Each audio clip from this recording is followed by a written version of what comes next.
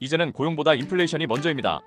파월 연준 의장이 직접 밝힌 이 메시지는 단순한 문장이 아닙니다.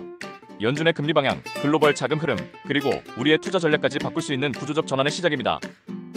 지금 무슨 일이 벌어졌나? 2025년 5월 15일 파월 연준 의장은 워싱턴 DC에서 열린 라우바흐 학술대회에서 중요한 발언을 했습니다. 그는 2020년에 도입된 연준의 통화정책 프레임워크를 다시 들여다볼 필요가 있다고 밝혔습니다. 그가 말한 핵심은 이렇습니다. 공급 충격이 반복되는 시대다. 평균 인플레이션 타겟팅이 유효하지 않을 수 있다. 고용보다 인플레가 더 위험할 수 있다. 이는 연준이 지난 4, 5년간 유지해온 통화정책의 기본 철학을 바꾸겠다는 뜻과 다름없습니다. 이 AIT 평균 인플레이션 타겟팅란 무엇이었나? 2020년 코로나 팬데믹 이후 연준은 기존보다 유연한 정책을 선택했습니다. 기존에는 물가가 2%를 넘으면 즉시 금리를 올려잡는 게 기본 원칙이었습니다. 하지만 당시 연준은 이렇게 바꿨습니다. 한동안 2%를 넘더라도 용인한다. 왜냐하면 그 이전에 너무 낮았으니까 평균적으로 맞춰보자.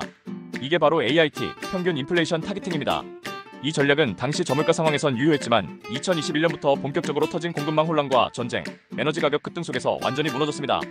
결과적으로 연준은 인플레 대응이 한 발 늦었고 시장은 연준을 신뢰하지 않게 되었으며 2022, 2023년엔 연속적인 빅스텝 인상이 불가피해졌습니다. 3. 공급 충격의 시대란 무엇인가? 파월이 강조한 공급 충격은 단발성 문제가 아닙니다. 그는 이렇게 말했습니다. 이제 우리는 공급망 교란이 반복되는 구조에 들어섰다. 예를 들어 미중 무역 갈등 관세 전쟁, 러시아와 우크라이나 전쟁, 중동 긴장과 해상 물류 차질, AI 칩 등 전략 기술의 글로벌 공급 제한. 이런 공급 충격은 단순히 일시적 인플레를 넘어서서 거시경제의 판을 바꾸는 요인으로 자리 잡았습니다. 결국 연준은 인플레를 일시적이라 보기보다 상시적 리스크로 받아들이기 시작한 겁니다. 4. 물가가 고용보다 우선이라는 의미. 2020년 연준은 고용의 단점을 최대한 메우기 위해 통화 완화를 강조했습니다. 하지만 파월은 이제 그 단어조차 바꿔야 한다고 말했습니다. 쇼트폴즈가 아니라 디비에이션즈, 즉 편차만 보는 구조로요. 쉽게 말하면 고용이 조금 부족해도 인플레가 우려되면 금리 인상할 수 있다. 실업률보다 물가 안정이 더 중요한 시대가 왔다. 이건 단순한 문구 조정이 아니라 연준의 판단 기준 자체가 달라졌다는 뜻입니다. 5. 시장은 어떻게 반응했나? 파월의 발언 직후 시장은 민감하게 반응했습니다. 미국 10년물 금리는 소폭 상승, 달러 인덱스는 반등세, 미국 증시는 혼조세, 기술주 약세, 한국 시장도 영향을 받았습니다. 원달러 환율은 다시 1,400원대 진입 시도, 외국인은 5월 들어 순매도로 전환, 특히 2차 전지, 반도체주에서 이탈 움직임. 시장은 파월이 금리 인하에 조급하지 않다는 메시지를 명확히 인식한 것입니다. 6. 그럼 금리 인하는 언제 가능한가? 현재 미국의 근원 PCE는 약 2.8%, CPI는 3.4% 수준. 연준이 목표로 하는 2%에는 아직 도달하지 못했습니다. 파월은 추가 진전이 보이지 않는다면 금리를 더 오래 유지할 수 있다고 못 박았습니다.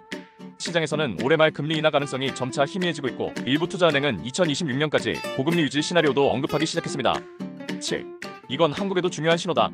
한국은행도 금리를 내리고 싶지만 미국보다 먼저 움직이기 어렵습니다. 왜냐하면 금리차가 커지면 자본 유출 우려, 원화 약세, 수입물가 상승, 인플레 압력, 외국인 투자자 이탈 가능성 증가.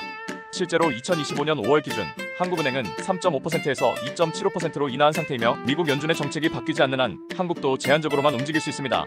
8. 개인 투자자는 어떻게 대응해야 하나? 첫째, 금리 인하 기대에 올인하는 자산 배분은 피해야 합니다. 둘째, 중장기 인플레 방어력이 있는 자산군에 눈을 돌려야 합니다. 예를 들면 고배당주, 방산, 에너지, 인프라 관련 업종, 금, 달러 자산, 환율 리스크를 반영한 대비, 국채보다는 물가 연동채, 인플레이션 ETF 등. 셋째, 고정금리 대 변동금리 대출 선택에서도 기준금리가 장기 고점일 가능성을 열어두고 접근해야 합니다. 9. 글로벌 흐름도 함께 보자. 흥미로운 건 미국과 달리 일본과 유럽은 여전히 완화 기조를 유지하고 있다는 점입니다. 일본은 여전히 초저금리, 유럽중앙은행은 금리 인하를 더 빨리 시사. 이런 금리 차이는 글로벌 자금이 미국으로 쏠리는 요인이 되며 신흥국 입장에선 환율 압력과 자금 이탈 리스크가 커집니다. 10.